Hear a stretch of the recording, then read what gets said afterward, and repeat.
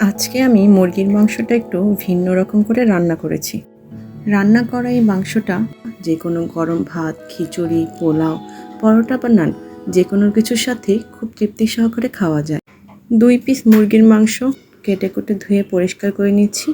এখন এর মধ্যে পেঁয়াজ বাটা 2 টেবিল চামচ, আদা রসুন বাটা 1 টেবিল চামচ, টক দই আধা কাপ, বাদাম বাটা 2 টেবিল চামচ, সয়া সস 1 টেবিল চামচ, লেবু 2 টেবিল চামচ, লবণ পরিমাণ মতো, গোলমরিচ 1.5 চা চামচ, গরম মশলা আধা চা চামচ। সবগুলো উপকরণ খুব ভালোভাবে মাখিয়ে মাংসটাকে এখন প্রায় 30 মিনিটের জন্য রেস্টে রেখে দিব। অপরদিকে একটি পাত্রে 2 টেবিল চামচ রান্নার তেল ও 2 টেবিল চামচ ঘি নিয়ে গরম করে নেব। 3-4টি তেজপাতা, 2টি দারচিনি, কয়েকটি এলাচ, একটি কালো এলাচ ও সামান্য জিরা দিয়ে একটু ভেজে নেব। ম্যারিনেট করা মাংসগুলোকে মশলা ঝরিয়ে একটা একটা করে সবগুলো মাংসই আমি প্যানে দিয়ে দিব। এখানে আমি সবগুলো মাংস একসাথে ফ্রাই করে নেব। প্রথমে আমার লবঙ্গ দিতে মনে ছিল না, তাই পরে আমি আবার অ্যাড করে দিয়েছি। মাংসগুলোকে এখন উল্টিয়ে পাল্টিয়ে খুব ভালোভাবে ভেজে নিতে হবে। মাংসগুলো নেড়ে নেড়ে ভেজে নিতে হবে, তা না হলে মশলাগুলো পুড়ে যাওয়ার সম্ভাবনা থাকে। আর এখানে চুলার আঁচটা মিডিয়াম থেকেও একটু কম রেখে ভাজতে হবে, একটু সময় নিয়ে ভাজতে হবে। মাংসের গা থেকে যে পানিগুলো বের হবে তা একেবারে শুকিয়ে ভেজে নিতে হবে। মাংসগুলো ভাজতে ভাজতে যখন গা থেকে একেবারে তেল বের হয়ে আসবে, তখন আরেকটু নেড়েচেড়ে হালকা বাদামি করে মাংসগুলো একে একে তুলে নিতে হবে। এই প্যানেই আমি মাংসটা রান্না করে নেব, তাই একে একে সবগুলো মাংস অন্য একটি পাত্রে তুলে নিলাম। মাংস ম্যারিনেটের যে কাঁচা মশলাগুলো ছিল, সেই মশলাগুলো আমি সবগুলোই প্যানে ঢেলে দিয়েছি। বাটা পেঁয়াজ, বাটা বাদাম এগুলো ভেজে নিলে কাঁচা গন্ধটা বের হয়ে যাবে।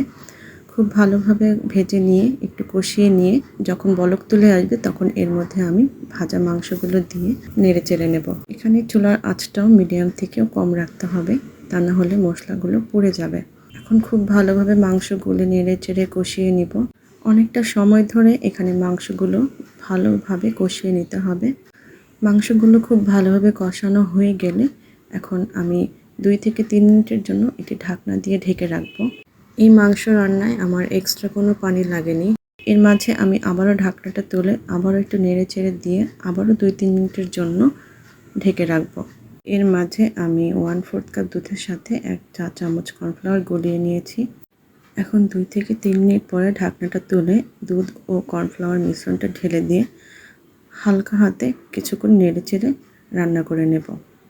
মাংসের মশলা থেকে যখন তেল ছেড়ে দেবে, তখন এর মধ্যে আমি কিছু স্লাইস করে লেবু ও কয়েকটা কাঁচামরিচ দিয়ে নেড়ে চেড়ে নেব। এখানে কাঁচামরিচ ও স্লাইস করা লেবুগুলো শুধুমাত্র ঘ্রাণের জন্য ব্যবহার করা হয়েছে। এতে লেমন লেমন একটা ফ্লেভার বের হবে। কোনোভাবেই মাংসের সাথে লেবু স্লাইসগুলো ওভারকুক করা যাবে না, তাহলে মাংসটা খেতে তেতো লাগবে। সবশেষে আমি কিছু গোলমরিচ ক্রাশ করে দিয়ে চুলাটা অফ করে দিয়েছি। একটি সার্ভিং ডিশে সবগুলো মাংস সার্ভ করে নিয়ে এলাম। দেখতেই পাচ্ছেন মাংসটা দেখতে কতটা লোভনীয় লাগছে এবং এটা খেতেও অসম্ভব মজা। সবাই বাসায় একবার হলেও ট্রাই করে দেখবেন। আপনাদের কাছে যদি এই পেপার লেমন চিকেনের রেসিপিটি ভালো লেগে থাকে, তাহলে আমার পেজটায় ফলো দিয়ে লাইক, কমেন্ট ও শেয়ার করে দিবেন। সবাই ভালো থাকবেন। আসসালামু আলাইকুম।